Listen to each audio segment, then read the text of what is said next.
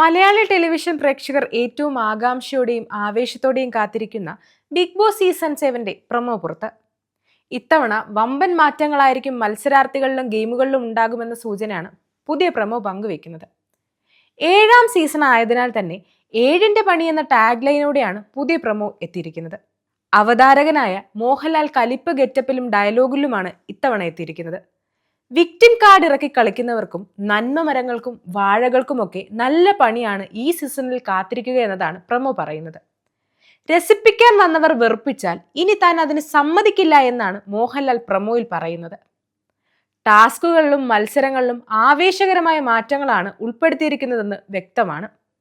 നല്ല ടാസ്ക് അല്ലെങ്കിൽ കമ്മിറ്റിക്കും പണി കിട്ടുമെന്നാണ് മോഹൻലാൽ പറയുന്നത്. ശേഷം ഇരട്ട വേഷത്തിലെത്തി സേഫ് ഗെയിം എന്ന് പറഞ്ഞ അവതാരകനെ കൂടി ഉദ്ദേശിച്ചാണെന്ന് കൂടി മോഹൻലാൽ വീണ്ടും പറയുന്നു. വീണ്ടും എന്നെ മഴയത്ത് നിർത്തരുത്, മുണ്ടു മടക്കി കുത്തിക്കരുതെന്ന് പറഞ്ഞുകൊണ്ടാണ് പ്രൊമോ അവസാനിക്കുന്നത്. അതേസമയം എന്നായിരിക്കും ബിഗ് ബോസ് മലയാളം സീസൺ 7 ആരംഭിക്കുക എന്നത് ഇപ്പോഴും വ്യക്തമല്ല. എൻറ്റമോൾ കമ്പനി നെതർലൻഡിൽ ആരംഭിച്ച ബിഗ് ബ്രദർ ടെലിവിഷൻ പരമ്പരയുടെ മാതൃകയിലാണ് ബിഗ് ബോസ് റിയാലിറ്റി ഷോ ഒരുക്കിയിരിക്കുന്നത്. സ്റ്റാർ ഗ്രൂപ്പിന്റെ മിക്ക ഭാഷകളിലും ബിഗ് ബോസ് സംപ്രേഷണം ചെയ്യുന്നുണ്ട്.